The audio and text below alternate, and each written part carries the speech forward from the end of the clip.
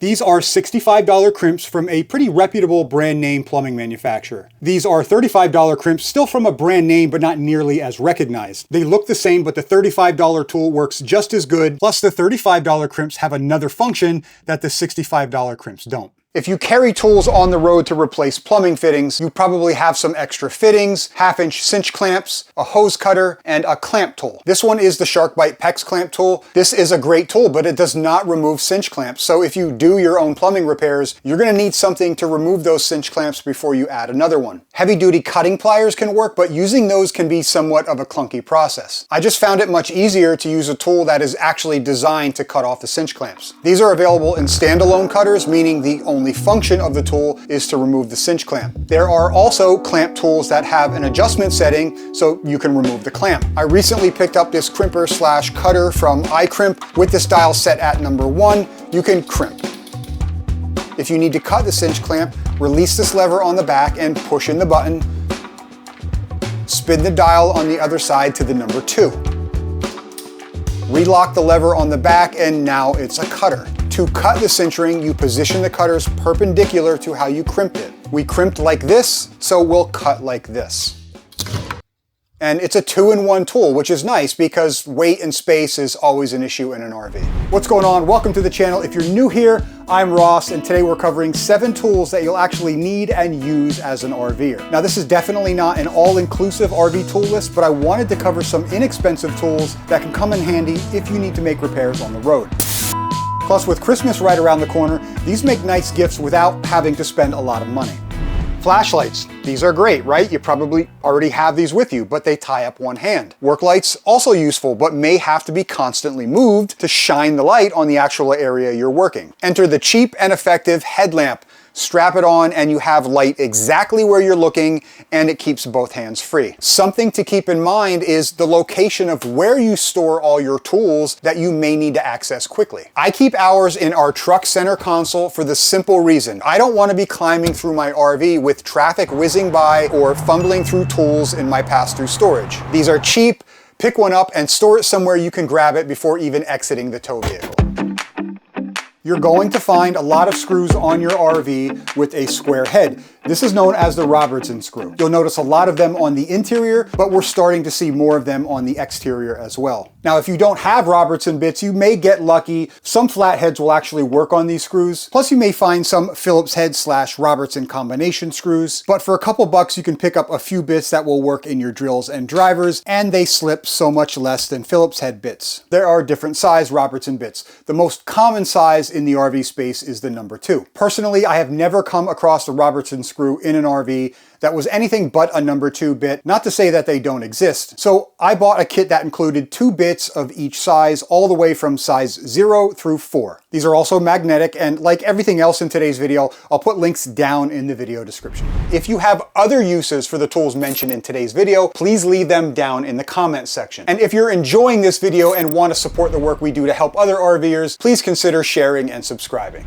Something as simple as a rubber mallet may be something you forgot to pack and can be extremely useful on the road. If you need to change a tire, it can help loosen the wheel from the hub. After you're all hitched up and ready to leave, a mallet can help remove a wheel chock that managed to work its way a little too far under the tire, freeing up seized receivers or any rusty mechanical parts that may need a little pressure to come loose. And something else worth noting, if you have the room and the available payload, store tools that can be used on both the RV and the tow vehicle in the tow vehicle itself. There's a lot of scenarios where you're out in the tow vehicle and you don't have the RV. So those tools do you no good in that case, and you don't have to double up on the same tools.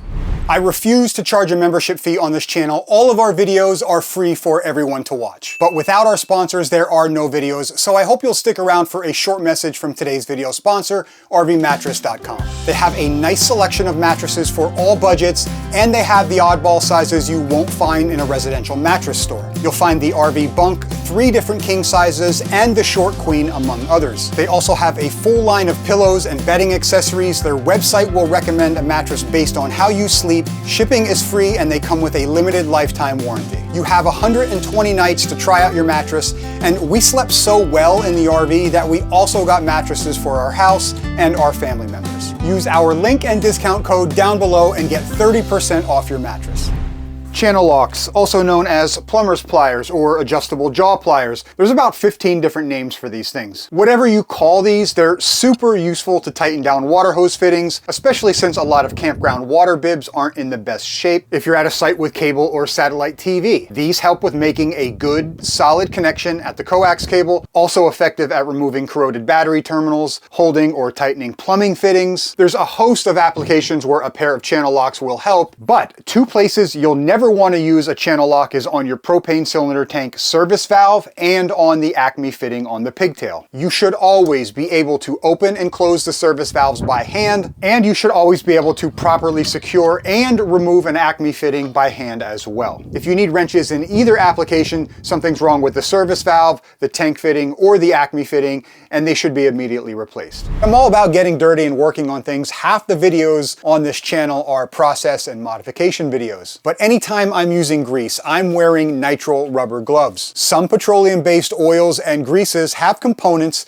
that with prolonged exposure to your skin can actually damage your liver and kidneys. Now, I'm not a research scientist and there's definitely a lot of factors in play, but it is a real thing. Another reason for rubber gloves is if you're camping at sites with no water hookup. You only have the 50 or so gallons of water you put in the water tank. There's no point wasting that water washing your hands if you don't need to. Even with unlimited water, I'm just not a fan of putting automotive grease or oil down my sink into the waste tanks. Those greases and oils can build up over time, causing false tank sensor readings, issues with the tank properly draining, which can ultimately leave you with odors in the gray tanks that are just as bad as the black tank. No need to spend a lot of time on this next one. I know I'm going to get a comment from someone who's been RVing for 50 years, never torqued his wheels, and never had a problem. But a torque wrench is always something I carry. It prevents under-tightening on your wheels, which can lead to wobbling, vibrations, loosening. Over-tightening has its own set of problems as well. It can stretch or strip the threads, it can damage wheels, especially aluminum or alloy, and it can make removing a wheel later on the side of the road more difficult. Not only that, without the same pressure on each lug nut, you're not getting even clamping pressure around the wheel. This can lead to warping and cracking on the wheel, which can definitely compromise the seal. Now, something to consider when purchasing a torque wrench: make sure it's rated to meet or exceed both your RV and your tow vehicle wheel torque specs. If you want to go one further, get one that will torque your suspension components and shank bolts, which could be much higher than your lug nuts. The shank bolts on my hitch call for 257 pounds.